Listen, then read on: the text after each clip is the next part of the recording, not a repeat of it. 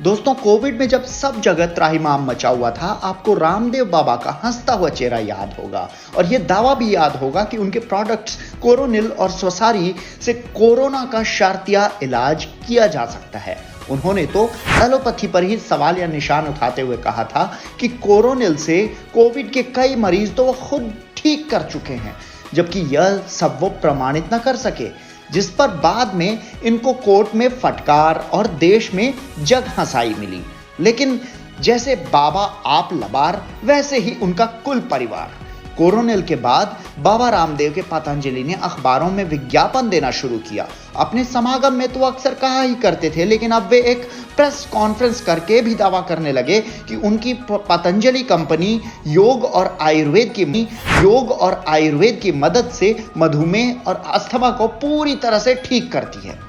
Supreme court ने पहले के एक आदेश में पतंजलि के बीपी, शुगर और अस्थमा सहित विभिन्न बीमारियों के इलाज के दावे को खारिज करते हुए इसे भ्रामक बताया। उनके दवा संबंधी विज्ञापनों पर रोक लगा दी थी। बताते चलें कि बाबा रामदेव की पतंजलि ने 2006 में कारोबार शुरू किया था, जिसका राजस्व मात्र 17 साल में ही 318 अरब रुपए तक पहुंच चुका है। इसका मुख्य कारण आम भारतीयों का हजारों साल पुराने योग और आयुर्वेद में अक्षुण्ण आस्था रहा है।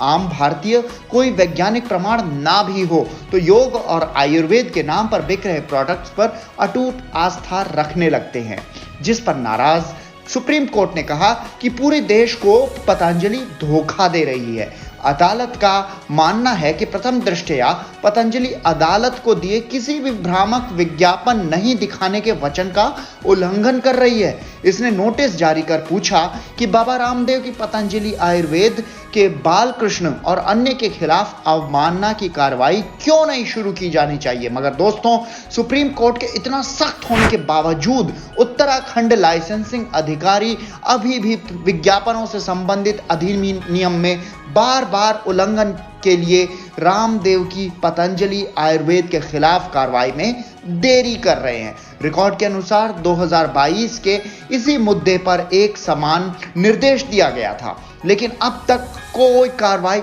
नहीं की गई है। ऐसा लगता है कि यह मुद्दे को विलंबित करने के लिए इस्तेमाल की जाने वाली मात्र एक चाल है। उत्तराखंड में भी पिछले 10 साल से मोदी जी की डबल इंजन सरकार है और शीर्ष अदालत की फटकार के बावजूद पतंजलि ने पिछले साल 4 दिसंबर को व्यापक रूप से प्रसारित 2 क्षेत्रीय समाचार पत्रों में भ्रामक विज्ञापन प्रकाशित किए,